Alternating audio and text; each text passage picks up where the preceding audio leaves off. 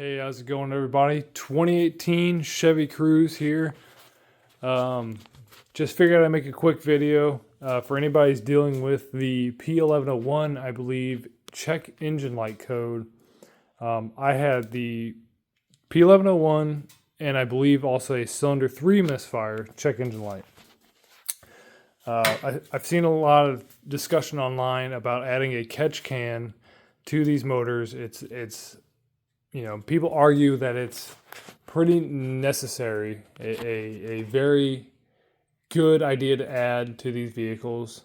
Why they didn't add a better one to the vehicle from the factory, I don't know. I'm not going to speculate on that. Anyways, if you're having this code and you're thinking about putting an oil catch can on here, I know that supercruises.com sells a really good kit, you know, and if you don't want to mess with it, go ahead and buy theirs. I think theirs is like $210, somewhere around that area. But I decided to build one my own, build one of my own, because you can buy a catch can on Amazon for like $20. If you look, that's the catch can right there. It's basically the same catch can that Super Cruze uses. I know they use slightly different variations. You know, you can get 3-port ones, whatever you want to work with. Anyways, the whole point of this video is to kind of show you how I ran mine, and maybe it'll help somebody else out. I see a lot of people who, let me go grab this real quick. I see a lot of people, and specifically the Super Cruze, recommend that they cut the tube here. The tube right here that comes out of the turbo. Typically, they cut the tube that comes out of there and they put a plug in it. I'll try to put a picture of that here. I didn't like how that was.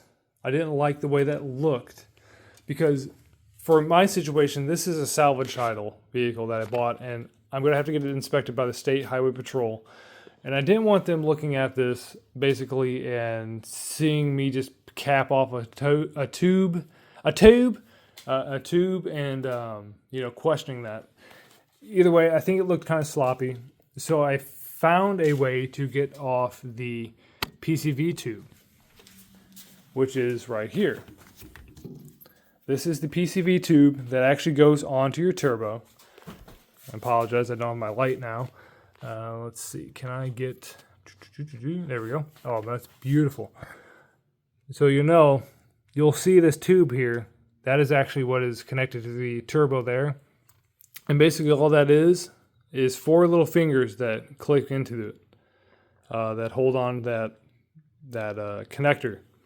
I'll put a link here too. I've actually 3D printed basically kind of like a fuel disconnect tool. That slides in between here. Oh, come on, focus. You get the idea. Bam, right like that. I had to separate these into 2 pieces because, you know, PLA and PETG doesn't really have the flexibility that, like, let's see, that fuel disconnects have, unfortunately. Now, I know they're like nylon. If you can print nylon, that's fine. But yeah, there is a free STL file that I have for this. I did it by myself. It's a little bit of a bear to get it out, but you can get this off. And I just think it looks nicer. Now, all I have to do is go to O'Reilly's and get a small, you know, vacuum cap that'll fit over top of this. For the time being, I've just put a little bit of electrical tape just to seal it off. It's shitty. It works though. The check engine light's off. Speaking of the check engine light, I'm sorry this video is kind of all over the place. This is I should have recorded this as I was doing this process, but this came to be as a foresight. Anyways, what happened? Basically on the stock catch can, this little guy here. Oh, okay, apparently my battery is dying on this phone. Because I have another light. So basically on the stock catch can, this originally connects to this port here. cut that off. This is just a 90 1/2" and a 3-way 1/2" T that I have JB welded or plastic welded a, what is it, a 3/8 inch barb fitting into for the other PCV valve. Again, let me know if you want me to go further in depth with this. This is very sporadic. And normally I have more of a system set up for a video like this. This is kind of chaotic. Anyways, I decided I wanted to keep the factory catch can. So I have all 3 PCV valves now routed into a piece of silicone tubing that runs back into the oil catch can and now comes back out and into the factory catch can. There's no modification of this besides cutting the tube. It goes straight into the factory location. One thing I want to note is after I cut these 2 pieces together, I took this catch can off. It was filled with water. I mean, you could shake it and you could hear it. It was filled with a watery, oily substance. So clearly the turbo was drawing that in. And I kid you not, as soon as I did that, as soon as I drained that, hooked this all up, my check engine light went off. The P11 is gone. This engine runs great now. So I don't know if maybe this was so full that it was just constantly sucking in a little bit of moisture, a little bit of liquid, and causing that check engine light or that stall or whatever. So if you're having that issue, maybe just try to get that off. Try to drain that out. I couldn't physically get this connector off, and you'll notice that on your stock one, this is actually clocked a little differently. Once I got this tube taken off, I actually clocked this to the other side so it would just fit a little better. But yeah, that's it. I'll put a link to my Creality Cloud STL files for not only the disconnect tool, but also the custom oil catch can holder, which is here. Here is a prototype that I had. I used riv nuts, or what do they call it here? Let me show you here. Just gotta conceal some stuff here. So I used basically these.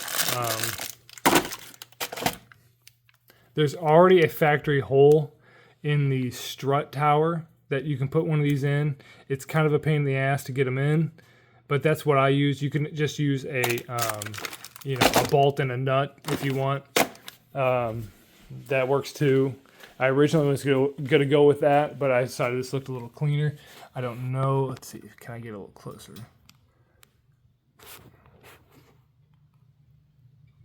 But yeah, I used some machine head screws. You can't see the back one. But yeah, that's kind of what I did. You can use a nut and a bolt. It's fine. And you can edit this. If you want to modify it, totally go ahead. This is kind of a shitty, test print. Anyways, I printed it out of ABS. I don't know if it's going to withstand the heat. Hopefully it does. It's kind of in the back of the engine bay, so hopefully it works. It's not the greatest. The new one actually has a hole here that you can stick a Allen key, something like these through, and it makes it a little easier to get that back bolt. The strut tower has a hole here. I had to drill a hole for this side. Now, whether you want to do that or not, it's up to you. There's different options. Feel free to edit, modify this if you need to, or if you want me to, I can probably make some kind of single hole system that you don't need this other side. Let me know. But I just thought this was like a little neater than some of the other options that I've seen online. Again, I didn't like the idea of just hacking this and then putting a plug in it. I wanted to actually remove the tube, and I'll show you that again. You don't necessarily need this, right?